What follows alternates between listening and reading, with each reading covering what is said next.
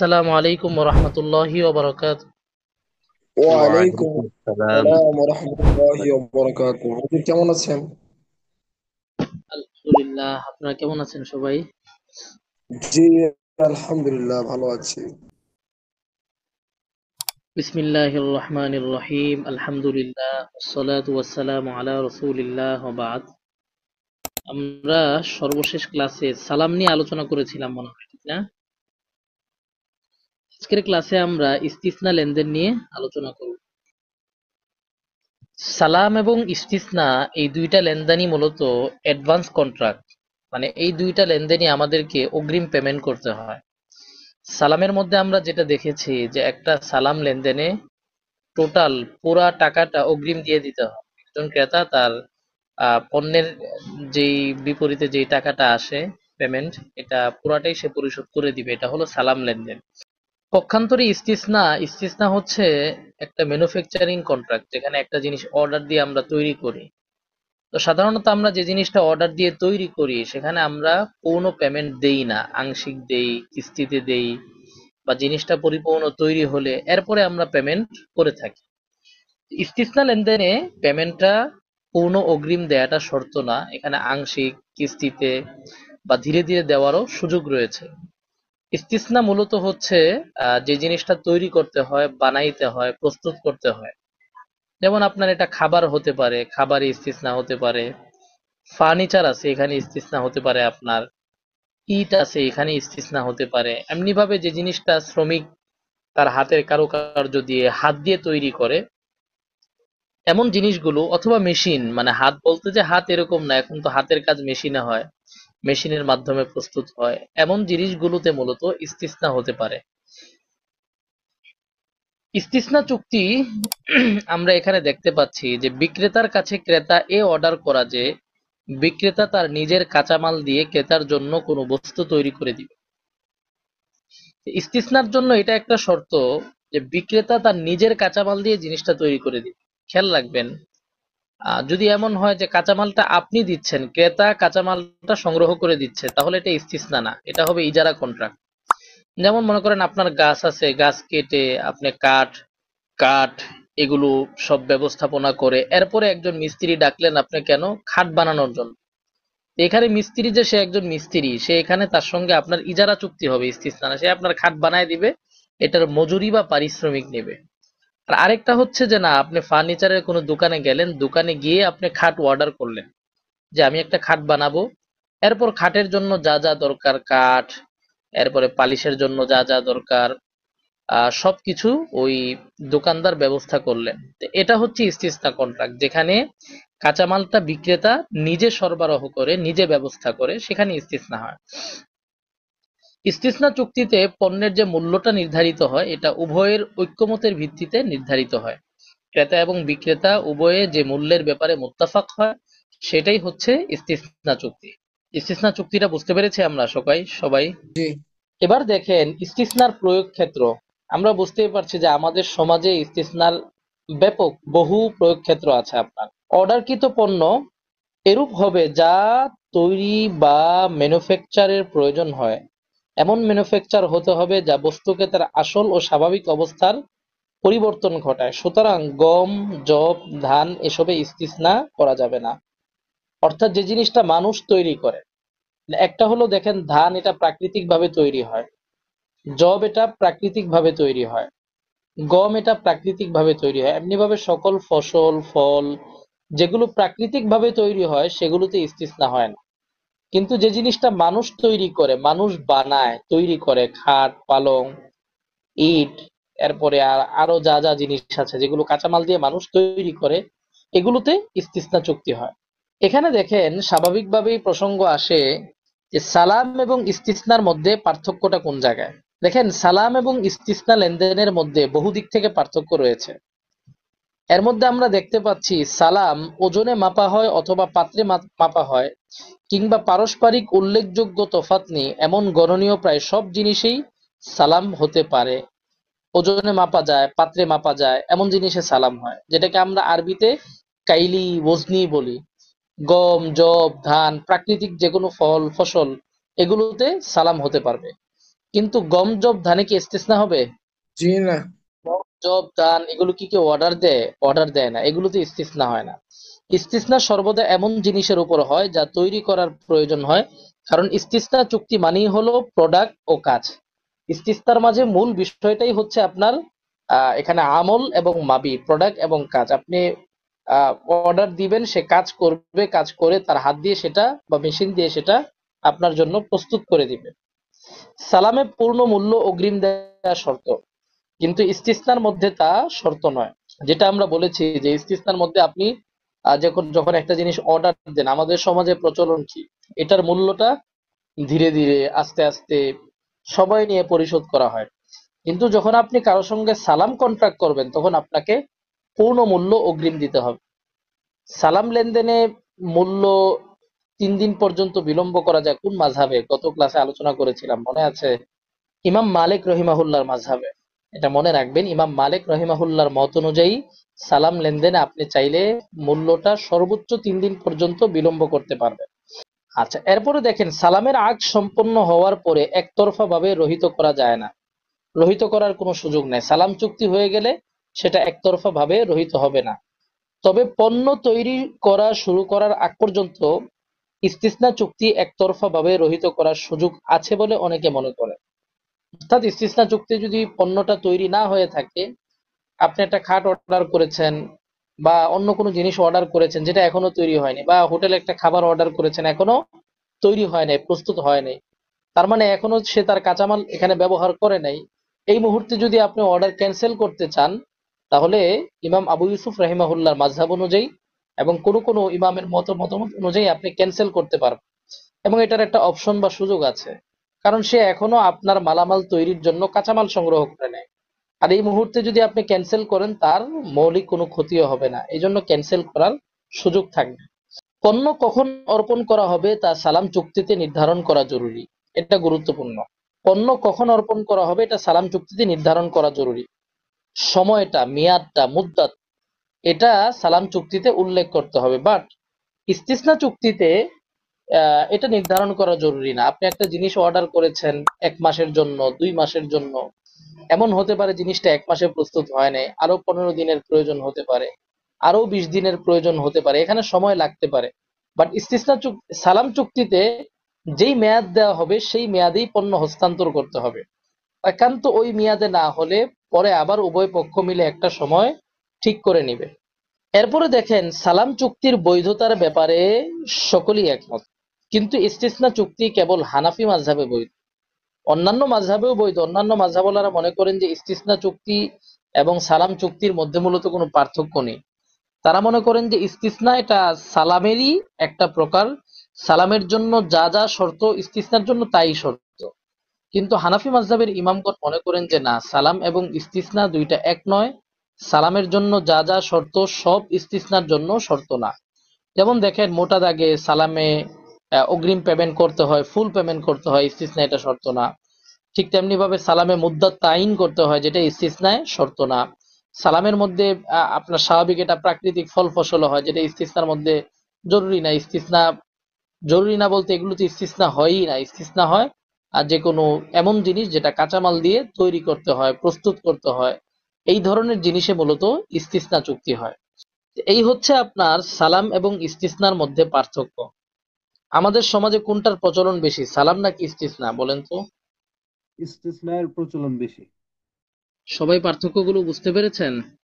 আচ্ছা, এবার দেখেন শরিয়ার মধ্যে আরেকটা কন্ট্রাক্ট আছে, সেটা হলো ইজারা কন্ট্রাক্ট। ইজারা এবং সালা ইস্তিসনার মধ্যে কি কি পার্থক্য? আমরা দেখলাম যে ইস্তিসনার মধ্যে একটা শর্ত হচ্ছে যে কাঁচামালটা ব্যবসায়ী নিজে সংগ্রহ করবে। কাঁচামালটা যদি ক্রেতা ক্রেতা সংগ্রহ করে দেয় সেটা ইস্তিসনা হয় না, সেটা ইজারা হয়ে যায়। তার মানে বোঝা গেল ইজারা এবং ইস্তিসনার মধ্যে একটা কমন মিল আছে। ইজারার মধ্যে যেমন একটা মজুরি, এখানে এক ধরনের একটা মজুরি বা পারিশ্রমিকের বিষয় আছে। এখানে দেখেন আমরা দেখতে পাচ্ছি যে ইস্তিসনার মধ্যে পণ্য তৈরি করার যাবতীয় কাঁচামাল ম্যানুফ্যাকচারার বা বিক্রেতা সরবরাহ করে। কাঁচামাল যদি তার নিকট না থাকে তবে সে তার নিজ উদ্যোগে ব্যবস্থা করবে, তদ্রূপ পণ্য প্রস্তুতের জন্য কাজ করবে সে। যদি উভয়ে কাঁচামাল সরবরাহ করে তাহলে সেক্ষেত্রে ক্রেতার কাঁচামাল বেশি হলে সেটা ইজারা হবে। আর কারিগরের কাঁচামাল অধিক হলে সেটা ইস্তিসনা হবে। দেখা গেল আপনার ক্রেতাও কিছু কাঁচামাল সরবরাহ করছে, কারিগরও কিছু করছে। যদি এমন হয় যে মূল এবং মৌলিক কাঁচামালগুলো কারিগর সংগ্রহ করে দিছে, তাহলে সেটা ইস্তিসনা হবে। কারিগর, যেটাকে আরবিতে আমরা সনে বলি, ইস্তিসনার মধ্যে যিনি বিক্রেতা তাকে ওরফে সনে বা কারিগর বলা হয়। কারণ ইস্তিসনার মধ্যে যিনি বিক্রেতা হন তিনি মূলত এমন কারিগর যে জিনিসটা তৈরি করতে পারেন। মিস্ত্রি হতে পারে কারিগর, যেটাকে আমরা মিস্ত্রি বলি, অথবা আরবিতে যেটাকে সনে বলা হয়। পক্ষান্তরে কাঁচামাল যদি পুরোটা বা অধিকাংশ কিংবা উল্লেখযোগ্য অংশ গ্রাহক সরবরাহ করে দেয়, তবে সেটা তখন আর ইস্তিসনা থাকবে না, বরং ইজারা হয়ে যাবে। টেইলার্সে যে আমরা কাপড় তৈরি করি, এটা কি ইস্তিসনা হবে নাকি ইজারা চুক্তি হবে? কাপড় যদি নিজে কিনে দেওয়া হয় সেই ক্ষেত্রে ইজারা হবে, আর যদি দর্জি নিজেই কাপড় দিয়ে বানায় তাহলে সেটা ইস্তেসনা হবে। আমাদের সমাজে অধিকাংশ কি হয়, কাপড় কি দর্জি দেয় না আমরা কিনে দিই? বেশিরভাগ ক্ষেত্রে তো দেখা যায় আমরাই কিনে দিই। হ্যাঁ, স্বাভাবিকভাবে আমরাই কিনে দিই। তো এই জন্য আপনার যেহেতু আমরাই কিনে দিই, এখানে আর ইস্তিসনা চুক্তিটা হয় না। এখানে যেটা হয় সেটা হলো আপনার লিজ কন্ট্রাক্ট বা ইজারা চুক্তি। এখানে দেখেন ইস্তিসনা সম্পর্কে যা জানা প্রয়োজন। প্রথম বিষয় হচ্ছে ইস্তিসনা এটা কি কোনো বাইন্ডিং কন্ট্রাক্ট, অর্থাৎ কোনো লাজিমি আকদ কিনা, অনিবার্য চুক্তি কিনা। এমন কিনা যে ইস্তিসনা কন্ট্রাক্ট আপনার এটা লাজেম হয়ে যাবে, আবশ্যক হয়ে যাবে। অর্থাৎ একটা ইজাব কবুল সম্পন্ন হওয়ার পরে ক্রেতা বিক্রেতা কেউ চাইলে এটা প্রত্যাহার করতে পারবে না, বিষয়টা এমন কি। এখানে যে বিষয়টা সেটা হচ্ছে ইস্তিসনা মূল মাযহাব অনুযায়ী, হানাফি মাযহাব অনুযায়ী এটা একটা আকদে লাজেমি। অর্থাৎ চুক্তি সম্পন্ন হওয়ার পরে কেউ চাইলে সেই চুক্তিটা প্রত্যাহার করতে পারবে না, ক্যান্সেল করতে পারবে না। বাট এখানে বিষয় হচ্ছে যে আপনার হানাফি মাযহাবে ইমাম আবু ইউসুফ রাহিমাহুল্লাহর একটা মতামত আছে। সেই মতামতটা হলো ইস্তিসনা চুক্তি সম্পন্ন হলে ক্রেতা বিক্রেতা কেউ চাইলে কাজ শুরু করার আগে, আমল শুরু করার আগে চাইলে এটা ক্যান্সেল করতে পারবে, প্রত্যাহার করতে পারবে। তো বর্তমান সময়ে আপনার ইমাম আবু ইউসুফের মতামত যদি আমরা গ্রহণ করি যে না, আপনার ইস্তিসনা চুক্তি সম্পন্ন হওয়ার পরেও যদি কাজ শুরু হয়ে না থাকে, তাহলে যে কেউ চাইলে চুক্তি ক্যান্সেল করতে পারবে, এটা একটা হতে পারে। আবার মূল যে মাযহাব ইস্তিসনা চুক্তিটা অনিবার্য চুক্তি, এটাও গুরুত্বপূর্ণ। গুরুত্বপূর্ণ কেন? কারণ বর্তমান সময়ে আপনার অনেক বড় বড় লেনদেন হয়, আন্তঃদেশীয় লেনদেন হয়, বড় বড় কোম্পানির সঙ্গে লেনদেন হয়। এখন বড় একটা কোম্পানিতে আপনি কিছু প্রোডাক্ট অর্ডার করলেন, সব চুক্তি সাইন স্বাক্ষর সব সম্পন্ন হয়ে গেল। এখন চাইলেই কি এটা ক্যান্সেল করা যাবে? জি না, ক্যান্সেল করা যাবে না। ক্যান্সেল করা যাবে না। এখন বলবেন যে ক্যান্সেল করলে কি সমস্যা? বড় বড় কোম্পানির ক্ষেত্রে যদি আপনি চুক্তি করে ক্যান্সেল করেন, কোম্পানি এখানে লসের সম্মুখীন হতে পারে। কারণ কোম্পানি হয়তো আপনার এই অর্ডার নেওয়ার কারণে সে আরো 2টা অর্ডার নেয় নাই। কি সময় তো অনেকগুলো কাজ করা যায় না। আর আপনি যদি হঠাৎ চিন্তা করলেন এখনো তো আমার কাজ শুরু করে নাই, ক্যান্সেল করে দেয়। একটা গার্মেন্টস ফ্যাক্টরিতে আপনি গেঞ্জি অর্ডার করলেন, চিন্তা করলেন এখনো তো কাজ শুরু করে নাই, তারা ক্যান্সেল করে। কিন্তু ফ্যাক্টরি তো এই মুহূর্তে আপনার কাজের কারণে সে আরো 10টা অর্ডার ক্যান্সেল করেছে। আপনি যখন আপনার অর্ডার ক্যান্সেল করবেন, এতে তার বড় ধরনের ক্ষতি হতে পারে। এই জন্য আমরা ইস্তিসনা চুক্তিটাকে যদি অনিবার্য ধরে নিই সামগ্রিকভাবে, তাহলে এটাই, এখানেই ক্রেতা বিক্রেতা উভয়ের কল্যাণ নিশ্চিত হবে। এরপরেও যদি চুক্তি হওয়ার পরে বাস্তব কোনো ওজোর থাকে ক্রেতার, এবং দেখা যাচ্ছে বিক্রেতাও এখানে বড় ধরনের কোনো ক্ষতি হবে না, উভয় যদি সম্মত হয়, তাহলে এটা ক্যান্সেল করা যাবে। এরপরে দেখেন ইস্তিসনা চুক্তিতে নতুন করে কাজ করা কি আবশ্যক কিনা। এখন দেখেন আপনি একটা জিনিস অর্ডার করলেন, জিনিসটা আগে থেকেই তৈরি করা আছে, ওই জিনিসটাই আপনার কাছে বিক্রি করে দেওয়া হলো। এখানে দুই স্রোত, একটা হলো আপনাকে কিছু বলে না আগে, যে আগে থেকে আমার খাটটা তৈরি করা আছে সেটাই আপনার কাছে বিক্রি করবে, এরকম কিছু বলে না। আপনি একটা খাট অর্ডার করলেন সেগুন কাঠের, আপনি 7 বাই 8 ফিট বা 3 বাই 8 ফিট একটা খাট অর্ডার করলেন। তা আপনি, দোকানদার আপনাকে বললো যে ভাই ঠিক আছে 1 সপ্তাহ পরে এসে নিয়েন। 1 সপ্তাহ পরে যখন আপনি দোকানে গেলেন, দোকানদার আপনাকে তার আগের তৈরি করা একটা খাটই দিল, বাট আপনি যেমন চেয়েছেন তেমনই। এটা ইস্তিসনা চুক্তি হবে। যে এমন না যে আপনি অর্ডার করার পরেই কাজ করতে হবে, এটা জরুরি না। আগের তৈরি করা কোনো খাট যদি আপনার অর্ডার বা আপনার বক্তব্যের সঙ্গে মিলে যায়, আপনার চাহিদার সঙ্গে মিলে যায়, সেটা আপনাকে দিতে পারে। কিন্তু যদি এমন হয় যে সে যদি উল্লেখ করেই দেয় যে ভাই এটা আগে থেকেই আমার দোকানে ছিল, এটাই কিনে নেন, এরকম হলে তো সেটা আপনার বাইউল মুসাওয়ামা, যেটা সরাসরি দরদাম করে কেনা বেচার মতোই হয়ে যাবে। তখন আর সেটা আপনার ইস্তিসনা চুক্তি হবে না, বরং এটা সাধারণ কেনা বেচা মতোই হয়ে যাবে, ইস্তিসনা চুক্তি হবে না। বুঝতে পেরেছেন বিষয়টা? জি। এরপরে দেখেন ইস্তিসনা বিধানসমূহ বা নির্দেশনা, মূলত এগুলি আলোচনা হয়েছে, যে আলোচনাগুলো হয়েছে এগুলি এই শিরোনামের অন্তর্গত। তা আমরা যেটা বুঝতে পারলাম যে ইস্তিসনা এবং সালাম এই দুইটার মধ্যে মৌলিকভাবে পার্থক্য আছে, এক নাম্বার বিষয়। দ্বিতীয়ত হচ্ছে আপনার ইস্তিসনা এমন ক্ষেত্রগুলোতে হয় যে ক্ষেত্রগুলোতে মূলত একজন বিক্রেতা বা একজন কারিগরের কাঁচামাল সংগ্রহ করে জিনিসটা তৈরি করতে হয়, প্রস্তুত করতে হয়, এই ধরনের ক্ষেত্রে ইস্তিসনা চুক্তি হয়। এবং এখানে ফুল পেমেন্ট করাও শর্ত না, আংশিক বা কিস্তিতে পেমেন্ট করার অপশন রয়েছে, সুযোগ রয়েছে। এখন একটা প্রশ্ন করি আপনাদেরকে, আমাদের যে ইট ভাটায় ইট তৈরি করা হয়, এখানে সালাম হবে নাকি ইস্তিসনা হবে বলেন তো? ইস্তেসনা। আরো কারো কোনো উত্তর আছে? ইস্তেসনাই হবে। কেউ যদি ইস্তেসনা। এখানে সালাম চুক্তি করে তাহলে কি জায়েজ হবে? দেখেন, ইট ভাটার মধ্যে ইট তৈরি করার ক্ষেত্রে মূলত ইস্তিসনা চুক্তি হয়, কারণ এখানে কাঁচামাল দিয়ে আপনার পাকা মাটি এই জাতীয় বিভিন্ন জিনিস দিয়ে ইটটা তৈরি করা হয়। বাট এখানে যদি অনেকে এখানে সালাম চুক্তি এজন্য করে, কারণ ইট ভাটা কর্তৃপক্ষ অনেক সময় আগে ভাগে ইট বিক্রি করে দেয়। আগে ভাগে ইট বিক্রি করে দেয় কেন? ইট তৈরি হওয়ার আগেই বিক্রি করে দেয়। কেন বিক্রি করে দেয়? গত ক্লাসেও সম্ভবত আলোচনা হয়েছিল।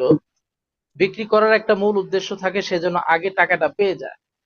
এখন আপনি যদি ইস্তিসনা চুক্তি বলেন, ইস্তিসনা চুক্তিতে কি সব টাকা দেওয়া শর্ত? জি না। ইস্তিসনা চুক্তিতে গেলে দেখা যাবে একজন ক্রেতাকে সব পূর্ণ পেমেন্টের শর্ত দেওয়া যাবে না, বা তাকে চাপ দেওয়া যাবে না। সে বলবে এটা তো ইস্তিসনা চুক্তি ভাই, এটা তো আমি চাইলে ধীরে ধীরে দিতে। এজন্য কেউ যদি টাকা ফুল নেওয়ার জন্য এটা ইস্তিসনা মডিউলে না গিয়ে সালাম মডিউলে চিন্তা করে, সালাম চুক্তিতে এটা করার চিন্তা করে, তাহলে এটা সালাম চুক্তিতে যদি করে তাহলে ফুল পেমেন্ট নিতে পারবে এবং পূর্ণ টাকা পূর্বেই নিতে পারবে। এবং সমাজে ইট ভাটার ক্ষেত্রে আপনার যে চুক্তিগুলো হয় এগুলো মূলত সালাম চুক্তি হয়। এখানে ভাটা কর্তৃপক্ষের আপনার উদ্দেশ্য থাকে যে ফুল পেমেন্টটা নিয়ে নেওয়া, কারণ তাদের টাকার প্রয়োজন হয়, এজন্যই তারা ইটগুলো অগ্রিম বিক্রি করে। অগ্রিম বিক্রি, এখন ইট হয় নাই বিক্রি করে দিচ্ছে কেন? টাকার জন্য। আর ওই টাকায় যদি ফুল না পাওয়া যায় তাহলে তো বিক্রি করে কোনো লাভ নাই। এই জন্য তারা মূলত এখানে আপনার সালাম চুক্তিতেই যায় এবং ফুল টাকাটা ক্রেতার হাত থেকে তারা বুঝে নেয়।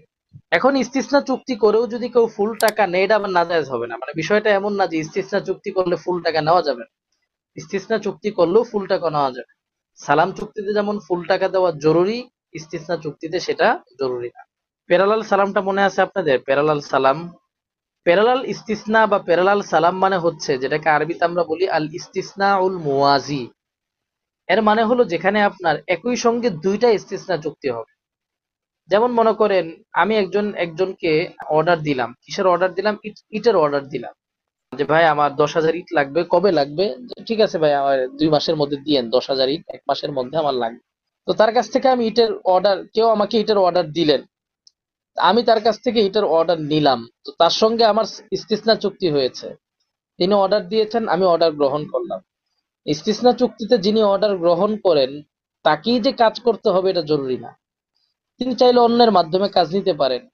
তা আমি যখন অর্ডার পাইলাম, তখন আমি আবার ভাটা কর্তৃপক্ষের সঙ্গে যোগাযোগ করলাম, আমি আবার তাদেরকে অর্ডার দিলাম। ফর এক্সাম্পল 10,000 ইট। তো 10,000 ইটের দাম কত ধরলাম? বর্তমান সময় আপনার হয়তো 10,000 ইটের দাম কত হবে? আপনার 1 লাখ টাকা ধরলাম।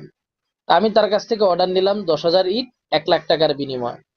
আমি ভাটা কর্তৃপক্ষের সঙ্গে চুক্তি করলাম 90,000 টাকার। মানে আমি একটা মধ্যস্থ হলাম, মাঝখানে আমার 10,000 টাকা লাভ। আমি একদিক থেকে অর্ডার নিলাম, আবার আরেক দিকে অর্ডার দিলাম। এই যে এখানে দুইটা সালা ইস্তিসনা চুক্তি হচ্ছে, যে আমি একজনের কাছ থেকে অর্ডার নিছি, নিয়ে আমি আবার আরেকজনকে অর্ডার দিলাম। এই যে দুইটা ইস্তিসনা চুক্তি, এটা মূলত, এটাকেই মূলত বলা হয় আপনার প্যারালাল প্যারালাল। ইস্তিসনা। যে দুইটা ইস্তিসনা চুক্তি হবে। এখানে শর্ত কি? একটা চুক্তির সঙ্গে আরেকটা চুক্তির সম্পর্ক হবে না। ফর এক্সাম্পল, এই উদাহরণে আমি যেমন একজনের কাছ থেকে ইটার অর্ডার নিলাম 10,000 ইট, আবার আমি ভাটায় 10,000 ইটার অর্ডার দিলাম। আর দেখা গেল আপনার 2 মাস পরে ভাটা কর্তৃপক্ষ কোনো কারণে আমাকে 10,000 ইট দিতে পারলো না। আমি কি আমার কাস্টমারকে না দিয়ে থাকতে পারবো? আমার অবশ্যই তাকে এটা ব্যবস্থা করে দিতে হবে। সে এটা দেখবে না যে এটা ভাটা নাকি, কোথায় কি হয়েছে না তৈরি হয় না, এগুলো দেখবে না। সে দেখবে যে তার এই অর্ডারটা হয়েছে কিনা। বা আপনার কি বলে ইটটা আমি দিলাম কিনা ঠিক সময়। তো এখানে দেখেন, এখানে মূল বিষয়টাই হচ্ছে দুইটা চুক্তি সম্পূর্ণ আলাদা হবে, একটার সঙ্গে আরেকটা সম্পৃক্ত হবে না। যদি সম্পূর্ণ আলাদা হয় এবং দুইটাই স্বতন্ত্র চুক্তি হয়, তবেই সেটা জায়েজ হবে, নচেৎ সেটা জায়েজ হবে না, নাজায়েজ হয়ে যাবে। বুঝতে পেরেছেন? তো এই ছিল আমাদের সালাম এবং ইস্তিসনা সংক্রান্ত আলোচনা। আপনাদের কোনো প্রশ্ন থাকলে জিজ্ঞেস করুন। অর্থনীতি বা লেনদেন সংক্রান্ত যে কোনো প্রশ্ন আপনারা জিজ্ঞেস করতে। বর্তমান যে আল আরাফা সিকিউরিটি ইসলামী ব্যাংক আছে, এখানে যে ডিপিএস করা হয়, আর শুনেছি এখানে বলে আলিমুল আমাদের তত্ত্বাবধানে থাকে, এটা কি শরীয়ত সম্মত হবে? দেখেন, ইসলামী ব্যাংক আপনার এগুলো আপত্তির ঊর্ধ্বে না। এগুলো নিয়ে আপনার নানান তর্ক বিতর্ক আপনারা তো মিডিয়াতেই দেখেন এখন। এবং শরিয়া প্রতিপালন বা শরিয়া পরিপালনের ক্ষেত্রেও বেশ প্রশ্ন রয়েছে এবং অনেক বিষয় রয়েছে যেগুলো এখনো তারা খোলাসা করতে পারেনি। তো এই জন্য ইসলামী ব্যাংকে ডিপোজিট করা বা সেভিংস অ্যাকাউন্ট যেগুলো থেকে লভ্যাংশ বা মুনাফা দেওয়া হয়, তারা তো সুদ বলে না, এটাকে মুনাফা বলে। তা আমরা এগুলোকে নিরাপদ মনে করি না। ইসলামী ব্যাংকে আপনি ডিপিএস করতে পারেন, বাট এখানে যে মুনাফাটা দেওয়া হবে সেটা গ্রহণ না করাটাই নিরাপদ। আল আল আরাফা গ্রহণ না যেটা, করা মানে গ্রহণ করলেও সেটা করে দিলেন। জি। তা এই জাতীয় ব্যাংকে আল এখানে চাকরি করার আলাদা ইসলামী ব্যাংক সব ব্যাংকের একই বিধান। তা এই জাতীয় ব্যাংকে চাকরি করার হুকুম কি? ব্যাংকে চাকরি করা, সাধারণত ব্যাংকে চাকরি করাটাই তো উৎসাহিত করা হয় না। সুদী ব্যাংক হলে তো সম্পূর্ণরূপে নাজায়েজ। আর ইসলামী ধারার কোনো ব্যাংক হলে সেটাও আমরা কখনো উৎসাহিত করি না। বাট কেউ চাকরি করলে যে তার বেতন হারাম হয়ে যাবে ইসলামী ধারার কোনো ব্যাংকে, সরাসরি সেটাও বলি না। না যাওয়াটাই তাকওয়ার দৃষ্টিকোণ থেকে না যাওয়াটাই বাঞ্ছনীয়। হালাল হারামের দৃষ্টিতে ঝুঁকিপূর্ণ, এভাবে আমরা বলে থাকি আর কি। আসলে দেখেন, ব্যাংকে কি কোনো পণ্য থাকে বলেন? জি না।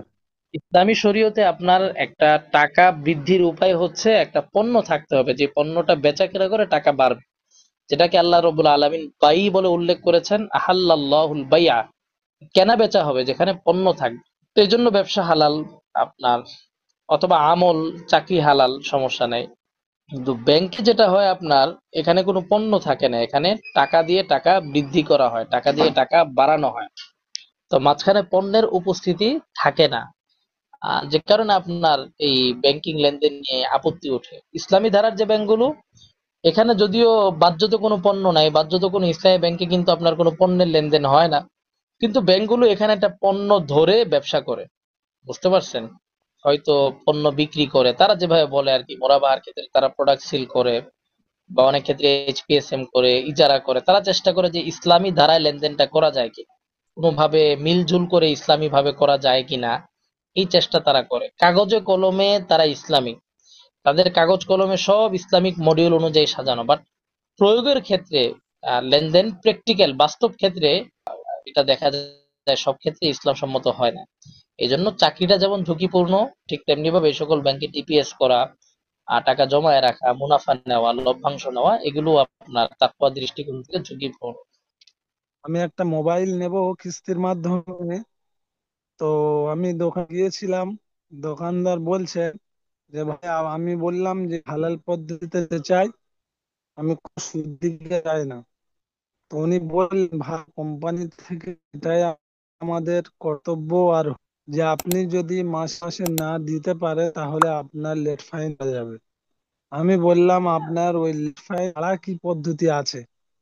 তা বললো আমরা কোন রকম ইয়ে ছাড়।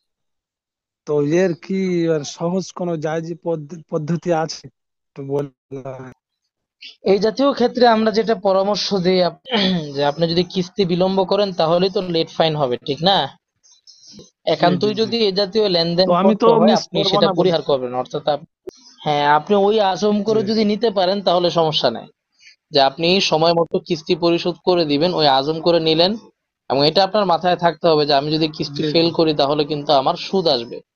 ওই চিন্তা করে যদি আপনি এটা নেন এবং সময় মতো দিয়ে জি দেন, তাহলে আশা করি তবে চেষ্টা তো অবশ্যই করা উচিত যে এই লেনদেনে জি এটা জি ছাড়া যদি কোনো উপায় থাকে সেটা করবেন। দেখলেন যে উপায় নাই, এভাবেই কিনতে হচ্ছে আপনার, তখন এটা করতে হবে। জি জি, মানে পোক্তা ইরাদা থাকতে হবে, ঠিক টাইমে দিয়ে দেবো। জি জি, হ্যাঁ হ্যাঁ, জাযাকাল্লাহ ঠিক টাইমে দিয়ে জাযাকাল্লাহ। দেন। আমি ওই ওই উস্তাদ জি, ভয়ে থেকে আমি নিতেও পাচ্ছি না জি। হ্যাঁ। ওস্তাদ জি, হ্যাঁ, এটা বোধ হয় বইয়ের তাকসিদ কিস্তিতে, এটা তো জায়েজ হবে না? ওই কিস্তিতে টাকা দেয়া কিস্তিতে বেচা কেনার জন্য বইয়ের শর্ত শর্ত অনুযায়ী নিলে জায়েজ হবে, মানে শরীয়তের শর্তের মধ্যে না পড়লে না। না, আপনি কিভাবে তো লেনদেন করছেন, কোন মানে লেনদেন, ওই ক্রাইটেরিয়া বলতে হবে, তাহলে বুঝবো। মনে করেন একটা আমি ফ্রিজ নিয়ে আসলাম, এখানে কোম্পানি মানে বাজারের চেয়ে বেশি মূল্যে দেয়, তো কিস্তি দিতে এটা তো জায়েজ সমস্যা আছে না। দেখলাম, এটা জায়েজ হবে না? জি। একটা পণ্য যদি বাকিতে বিক্রির ক্ষেত্রে দাম বাড়ায় রাখা হয়, এটা নাজায়েজ না, জায়েজ। তা আগের ভাই যে বলছিলেন, এটা তো এই সুরতের অন্তর্ভুক্ত নয়। আগের ভাই যেটা বলছে সেটা হলো লেট ফাইন। যদি জি। আপনি কিস্তি নেওয়ার পরে কোনো কিস্তি না দেন, তখন আপনার উপর একটা ফাইন, জরিমানা আসে, ওই জরিমানার কথা বলছে। ওই জরিমানাটা জায়েজ। উস্তাদ জি, আমার একটা জি। প্রশ্ন ছিল। আচ্ছা, এটাই শেষ প্রশ্ন, হ্যাঁ বলেন। এই যে ব্যাংক থেকে যে বাড়ি করে দেয় তারা, তারা ইসলামী ব্যাংক থেকে আমাকে বলছে যে তারা এইভাবে বাড়ি করে দেয়। আমি তো বলছি যে এটা সুদ হয়। পরে বলছে না, আমরা আপনাকে পণ্য কিনে তারপরে বাড়ি করে দিব, যে টাকা দিয়ে আমরা পণ্য ক্রয় করি তার থেকে আর কি বেশি টাকা ধরবো, ধরে আপনাকে বাড়িটা করে দিব, পরে আপনি কিস্তির মাধ্যমে আপনি টাকা পরিশোধ করবেন। এই পদ্ধতি সম্পর্কে একটু জানতে চাইছি। এই ইসলামী ব্যাংকে কি আপনি যোগাযোগ করছিলেন? হ্যাঁ, মানে এটা হলো আপনার মোরাবাহা পদ্ধতি। এটা তো আমরা আলোচনা করছি আমাদের ক্লাসে। মোরাবাহা পদ্ধতি মানে আপনার বাড়ি করার জন্য যা যা দরকার সেটা ব্যাংক কিনে দিবে, এরপর ব্যাংক আপনার কাছ থেকে ওটার একটা বাড়তি দাম নিবে আপনার। এটা যদি সঠিকভাবেই ব্যাংক করে, যে আপনার আসলেই রড সিমেন্ট যা দরকার ব্যাংক কিনে দিল, এরপরে আপনার সেটার দাম নিল ব্যাংক, অতিরিক্ত দাম নিল, মোরাবাহা চুক্তিটা যদি টোটালি সঠিকভাবে হয় তাহলে সমস্যা নেই, আপনি এই আর যদি তারা টাকা টাকা দিলে জায়েজ হবে না, পণ্য দিলে জায়েজ। তো ঠিক আছে, সবাইকে অসংখ্য শুকরিয়া, জাযাকুমুল্লাহ, আসসালামু আলাইকুম।